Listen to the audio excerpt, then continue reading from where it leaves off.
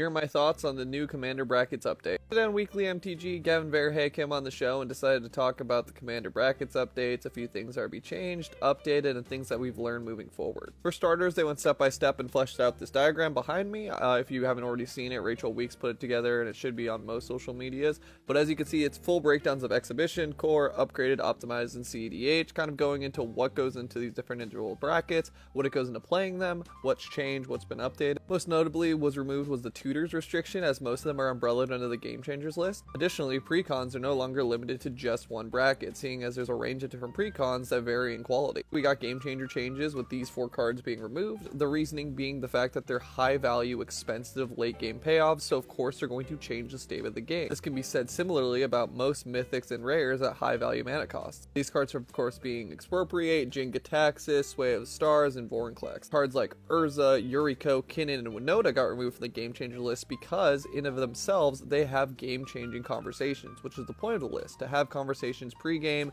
to discuss what's being brought to the table, to see what's potentially being ran, and to see who's comfortable playing what decks. And to tie up the Game Changers, Food Chain and Deflecting Swat were also removed, Food Chain being of course a combo piece which is already umbrellaed on the brackets list, and Deflecting Swat because it hasn't been utilized nearly as much as other free counterspell options. A few points they also discussed was potentially banning Rhystic Stud, potentially banning Thassa's Oracle, and the removal of hybrid mana limitations in Commander. So for instance, if you're running a mono green deck, you can run Riz. You can also run Riz in a mono white deck. This one's kind of interesting just because personally, I don't know if I'm feeling it. Just because like visually when I'm going through a deck and I see like hybrid manas in a mono white deck or a mono green deck, kind of throws me off a little bit, Or even like, let's just say I'm running like Rakdos or Gruul, you know, I wouldn't necessarily want to see Deathrite Shaman in there, which technically I can't because of the mana restrictions and the ability, but you get what I mean. Like, it's just, something's off, something's a little bit off. Just me, I don't want to hold anyone back, but like, I personally, not my bad. And a couple last minute additions that they added during the Q&A were potentially adding another bracket, but also mentioning that they didn't want to have too many points and bring it back up to 10 like how it was originally categorized. The potential of making Planeswalkers into usable commanders, potential of sideboards being able to be used for commander for things such as lessons and companions. But all in all, there's a lot of different social points that can be discussed from this one conversation. How do you feel about all this? How do you feel about the state of Commander? Do you think it's better? Do you think it's worse? What direction do you want it to go in? What are you hoping to see? Let me know in the comments below. I'm hoping to cover the individual points a little bit more thoroughly for things such as Rhystic Study, for things such as Historical, for the hybrid mana situation. Just